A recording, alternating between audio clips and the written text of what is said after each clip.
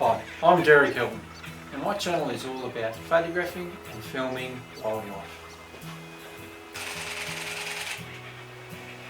Now, what have I got in store for you today? Let's take a look. Hi, and welcome to my temporary studio. There's no soundproofing, so you'll hear cars go past every now and then, but we'll just have to put up with it.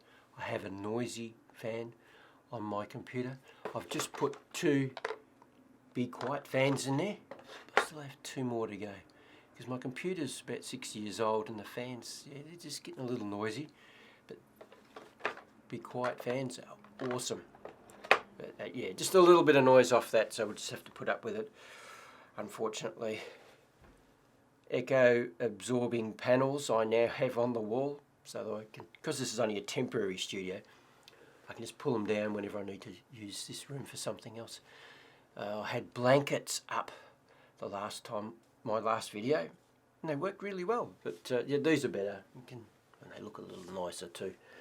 I've put some towels on the front. Actually, the whole panel is sent from recycled materials, and we'll talk about that when I renovate the love shack that I built for my daughter and her husband a few years ago. They're finally shifting out in a week's time. I can almost jump in the air and celebrate, but I'll leave it until they actually leave. Love them to bits, but yeah, it's good to be able to have my own studio at last. The reason why I'm talking to you today is we're going to have a look at how I go about editing in Photoshop. I am all about quick, easy editing, non-fuss in any type of media like Premiere Pro and other Adobe products. Don't want to muck around too much, like to get into it, get what I want done, bring back saturation in things, bring down the highlights and all those sort of things, easy, efficiently, quickly, so we can move on.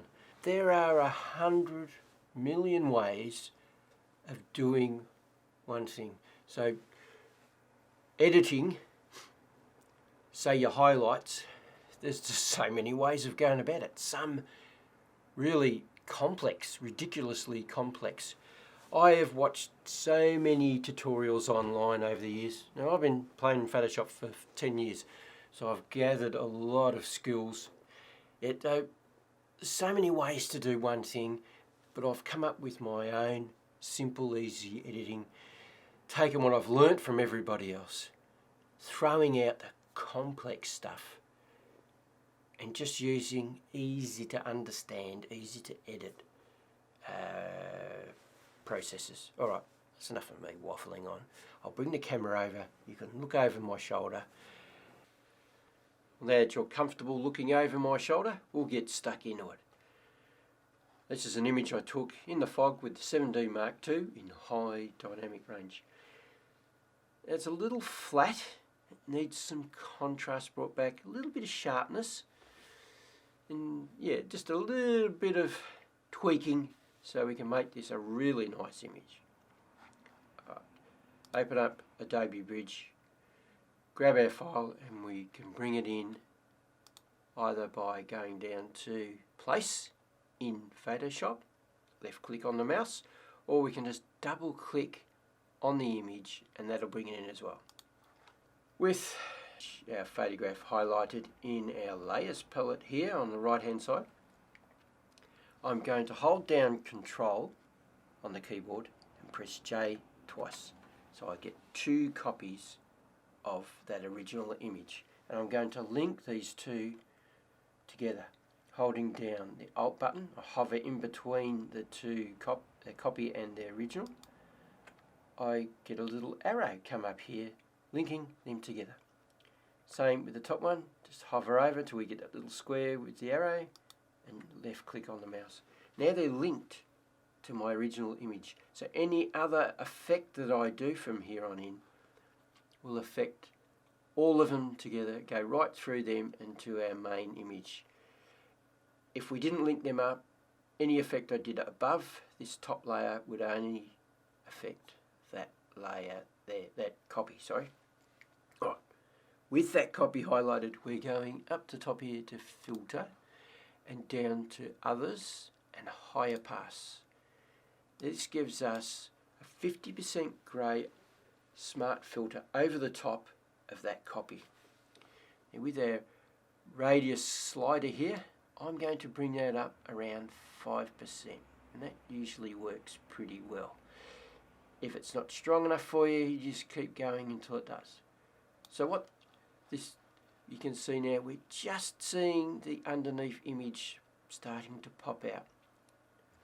If I pulled this right up, I'll just show you the effect. You start to see the whole image through, and it's not what that I want to achieve with this. I just want a subtle effect. That'll do. Round 5. Now with that top copy highlighted, I'm going up here to the latest style, and I'm going to soft light. And what this has done is sharpened up the whole image everywhere. It has sharpened it up. I'll turn it off and on. I might zoom in, you might be able to see that effect a little better. So look at the tree there. Turn it off and on. Hopefully with a YouTube compression you can still see that.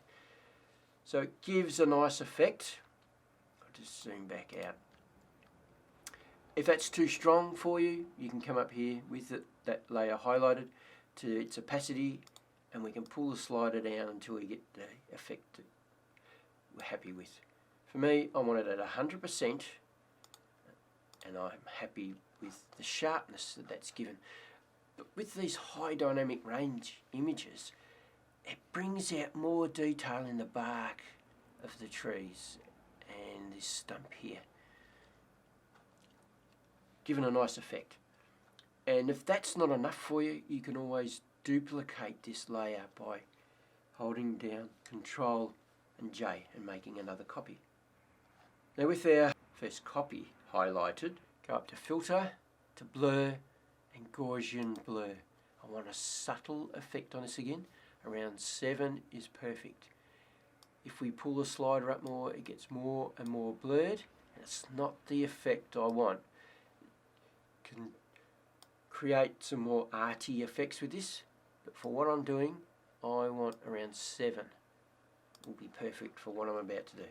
So with that copy highlighted, going up to the layer style here, clicking on that, and I'm going to overlay this time and look at the saturation, how much it's brought back, and a bit more contrast into the image.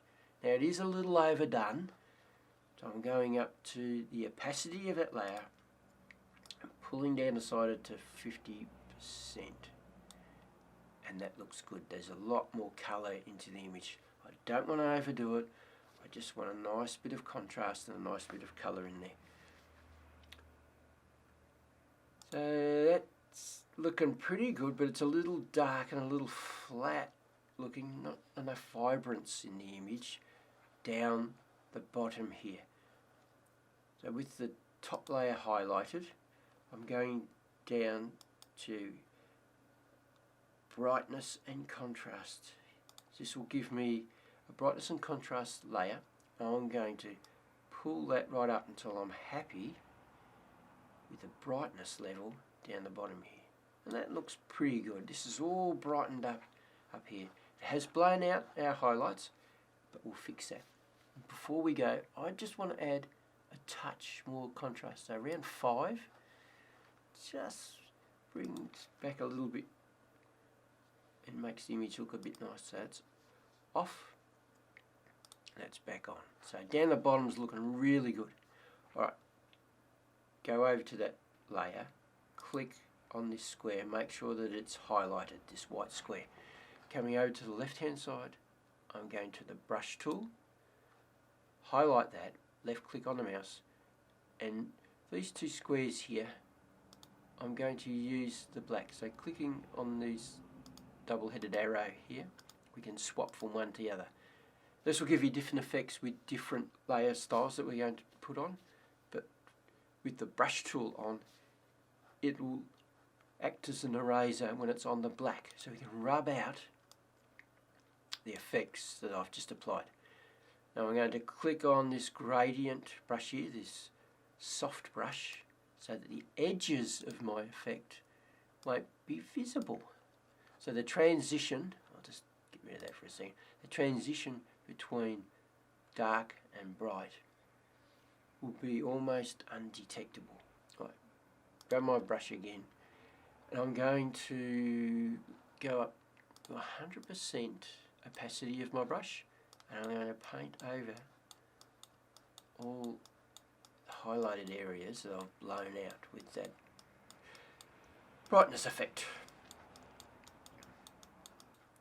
I do have a man cold, so I do sound a little nasally here and there, and a bit of rubbish getting in my throat every now and then, so sorry about that. If I can edit it out, I will. Alright, so you can see on here I've rubbed out. Where it's black is where I've rubbed out that highlight. Now I might bring my brush down. I'm going to solid. I'm going to get into the corners here where the gradual brush couldn't get to properly. Really make sure that they're out. Alright, I'll turn that on and off so you can see the effect. So it's dark down the bottom. Now it's bright. But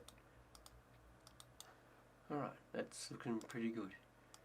So it's a quick, easy technique. Bring back a bit of brightness, and also we can go around and rub out on places that we don't want any brightness effect on. So if this trunk of the tree here you want it to darken up a little bit, we can erase it or shrink my brush down, and I can brighten that back up again by going over to the left hand side again, going on to the white, and that will brush it back again, so we can bring back that highlight effect on the trunks and all over the place. So it's just a matter of playing, making around until you're really happy. I would like to make these brown areas stand out a little bit more. Now I know they have red in them, so I'm only going to target the red areas of my image, just to make this bracken and this fern here and the little bit that's on of brown that's on the stump just stand out a little bit more, and the leaves on the ground here. So I'm going back down the bottom. I'm going to saturation, hue and saturation. And if we pull the slider up on saturation, you can see it's affecting the whole image, so everything's been oversaturated. I don't want that effect, and if you want to delete that effect without mucking around too much, you can see this arrow here, this round arrow. Just click on that, it takes any effect that you've had on there, brings it all back to normal. Going up to the top here to master and clicking on red. So now I'm only going to target and affect my red areas. So I'm going to pull that slider up so you can see where all the red areas are. And again, if we're not happy with any part of the image, it's too bright or too overdone, we can always erase that with using our brush tool. Alright, so I just want a subtle effect, so I reckon around 10 would be good. So that's looking alright. You won't be able to see this much on YouTube because of the compression, but it's just a subtle effect, it's not much at all. Now I can see there's some areas here that I'm not happy with. They're a little bit overdone. This is just standing out a little bit too much. So again, going over to black, brush highlighted, bring it opacity, oh no, we'll leave it at 100% because I don't want this to have any effect on it at all. So I'm just going to brush that out. Enlarge screen here, and by the way, if you want this navigation screen up, which I use a lot, you can either pull the slider or click on the sides here to zoom in or zoom out. We can bring that up by opening up Windows, and as you can see here, navigate. I've left clicked on it and it'll appear on your side screens here. Same with history, histogram, yeah, just all other adjustments there. I like having this panel up here on the right hand side, very handy. Alright, so let's get back into the image. I want to highlight this stump here and this bridge. I want the bridge to stand a little bit more so you're more drawn to it. Bring out some highlights on it and a little bit on the stump. I can do that by going back to brightness and contrast, going up to the brightness slider and pulling it right up until I'm really happy. That will do about 80. Click out of there, and again, brush highlighted, I'm going to rub out with a huge brush on solid. I'm going to rub that effect right out. I'm going to bring that up to the opacity right up to 100%, and I'm going to take away that whole effect that I've just applied so that I can just target little areas of the image. And again, you can see on here that it's blanking right out. Just bring that brush down a little bit more, maybe a little bit bigger, so I can get that effect right into the corners, making sure everywhere is really blanked out completely. Alright, with that all blanked out, I turn it on and off so I can see if there's any areas that I've missed, and I have. Make sure that everywhere is blanked out. Yep. Alright, not too bad. Alright, with our black area square highlighted on our brightness layer, swap the brush over to the white so that we can bring back that brightness effect. Zoom in on my stump, a little bit too close, and I'm going to paint some of that brightness back on. I might bring that back to about 50%. Just quickly bring out the highlights on that stump. Don't want to overdo this too much. Just want a nice little effect. And over to our bridge. Might just do a gradient brush there, a soft brush. That'll probably do. And just bring back a little bit of highlight. Don't want to overdo it. Keeping away from the edges so that highlight just stands out a little bit more. If it's not quite the effect you want, just keep playing around. Just going to add a little bit more. Alright, zoom back out. You can see, brought out some nice highlights on that stump and on the bridge. Now I'm going to group all these effects together with the top layer highlighted, and going down to the bottom layer, hold down Shift and left click on the mouse, and then left click again and dragging them all up into that group folder. Now they're all in one folder, and I can turn this on and off, and you'll see the original and how we've managed to bring back saturation, a bit of sharpness and some highlights. So there you go. Little dull, little flat. Now it's brightened it up, a bit more contrast, a bit more colour.